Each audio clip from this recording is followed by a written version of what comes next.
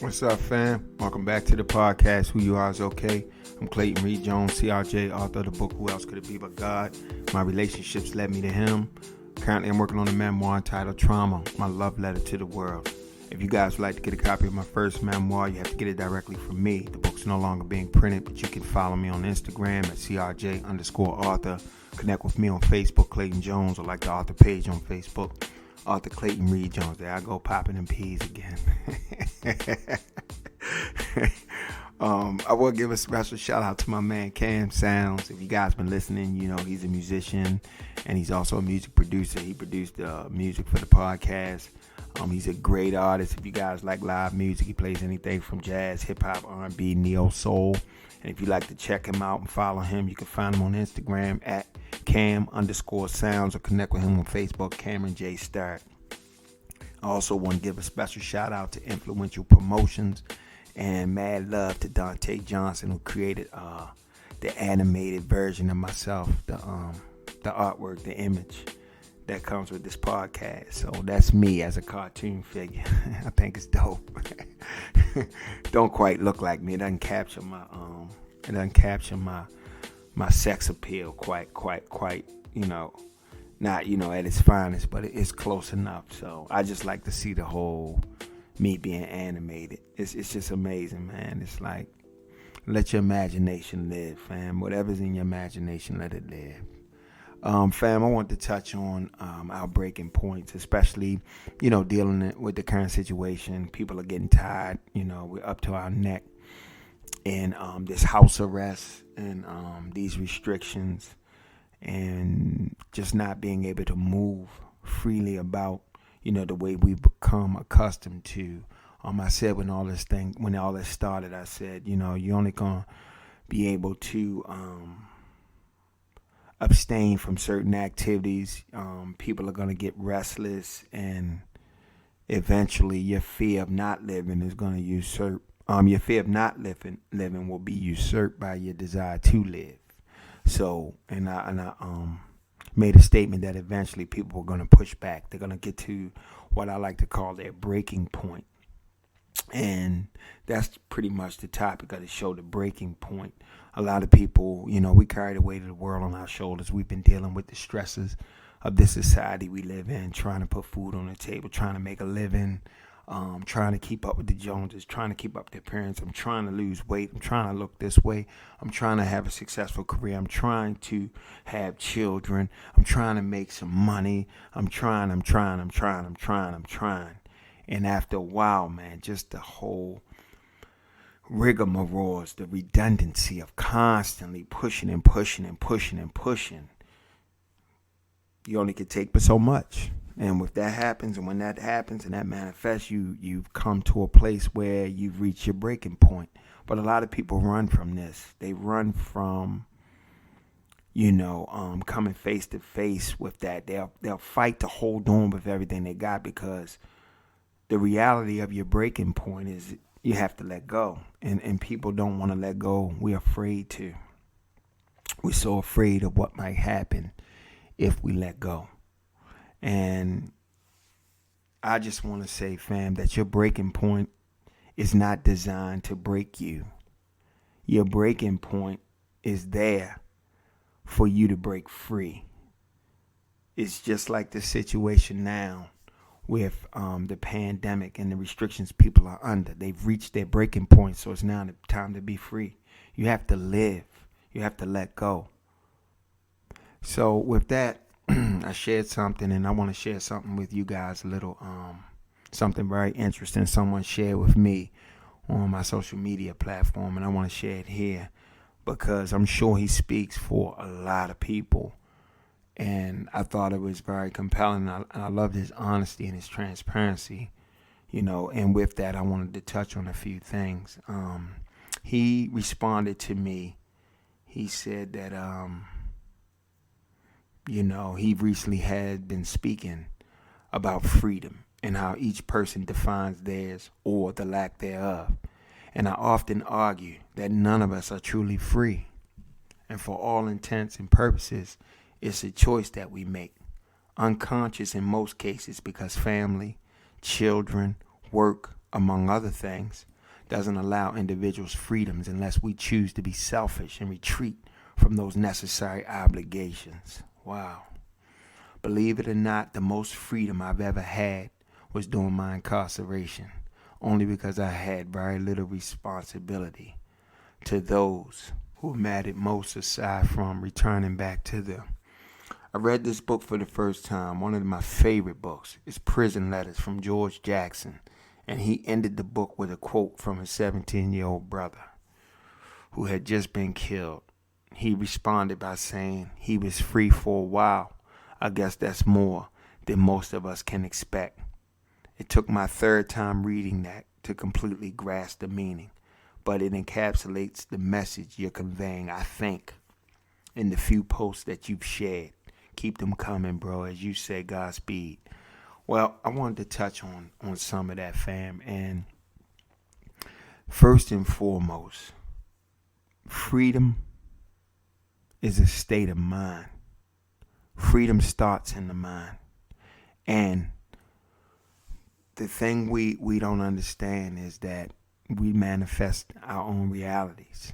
And a lot of what we're manifesting is based on the optics, and we're allowing our ego to drive, what we think about ourselves and what we should and shouldn't do. See, first he used the word obligations, and responsibilities, children, work. These things don't allow us freedom unless we want to be selfish and retreat from those obligations. See, freedom, love is what affords us freedom, fam. Love. When you love, you no longer define things as being obligated. See, as long as you look at life and your situation and your responsibilities as obligations, that's of a lower vibration. And that's not of a happy vibe or a joyous thing. You're doing it out of, you have to. And you're actually enslaved by these things. But these things aren't really enslaving you. What really enslaves us is the optics. It's the way things look. We're concerned about other people. So what's driving our enslavement is our own projection of ourselves back onto ourselves, worrying about what we look like in the eyes of others. See, if you're a person that's resonating in the optics and what other people look like, you're going to project that right back onto you, and you're going to be overly concerned about what it looks like. Fam, I know we all want to take care of our families and children and responsibilities, but I think when we learn how to resonate and vibrate in the highest frequency, which is love, love allows a manifestation that will allow us abundance. And then within that vibration, we're drawing so much abundance and prosperity to ourselves that now we're willingly, freely choosing to care for others and share a life of abundance. As long as I'm stressing, trying to overcome challenges, trying to get money, trying to put food on the table, I'm actually living in lack. And while I'm living in lack, the people that I love most, they're left to suffer that lack along with me. Sometimes we have to retreat. We have to release ourselves from judgment, and especially the judgment we place on ourselves, so we can ascend to our higher self, to our greater vibe. So then we can start manifesting prosperity. It's not that you're being selfish. It's that you have to understand every single person has their own cross to bear. And with that being said, we forget that the life we reproduce, the children, the family, everyone has that same source energy within them. Everyone has the same God. God is in them just like God is in you. So we take on these responsibilities like I have to save the world. I have to care for my family. I have to do these things. And it's all based on a false narrative that's been passed down from generation to generation. There's this idea of what you should be, what it should look like. You're a man, so a man is supposed to do this, is supposed to do that. And if you don't, you're getting another label placed on you. You're being irresponsible. You're not a man. You're not taking care of your own. Fam, the fight to try to overcome that stigma is what keeps the stigma in place. The fight to overcome that is actually keeping us enslaved. When I say freedom, fam, true freedom is to know love, to really know love. And love will release us from all judgment. The idea of reaching your breaking point is beautiful, because that breaking point, what's encapsulated in that breaking point, is a I no longer give a fuck kind of attitude. You no longer care. And what you no longer care about is the optics or what the rest of the world think. You can't take this shit anymore. You just have to be.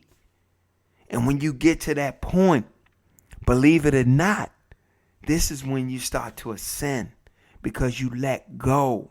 You let go of the bullshit that's holding you down. What's holding you down is the stigmas and the judgments and the ideas of other people.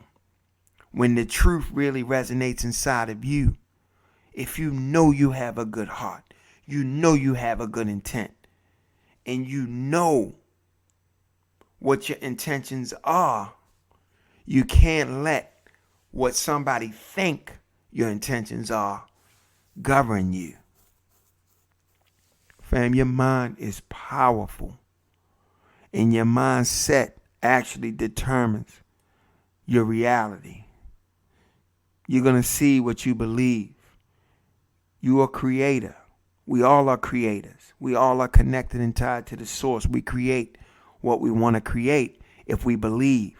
But in order for us to believe in the freedom, we have to let go of the ideas that enslave us. Yeah, this one was short, fam. I just wanted to touch on that. But remember, man, your breaking point is a beautiful thing. It's the best place sometimes.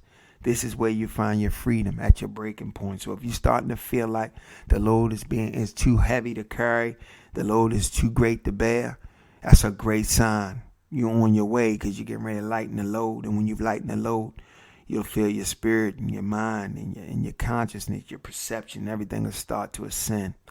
You'll start seeing a greater picture. Thanks for listening. If you guys like the podcast, don't forget to hit the follow button. Stay in tune with your man, with your boy, Clayton Reed Jones, CRJ, author of the book, Who Else Could It Be But God? Please join this community that we building. It's just trying to create a great vibe. I'm trying to think on a higher consciousness and inspire everyone around them to trust their higher consciousness and surrender to themselves. Who you are is okay. It's better than okay. Who you are is divine. Who you are is freedom. You are all things that you wish to be. Godspeed.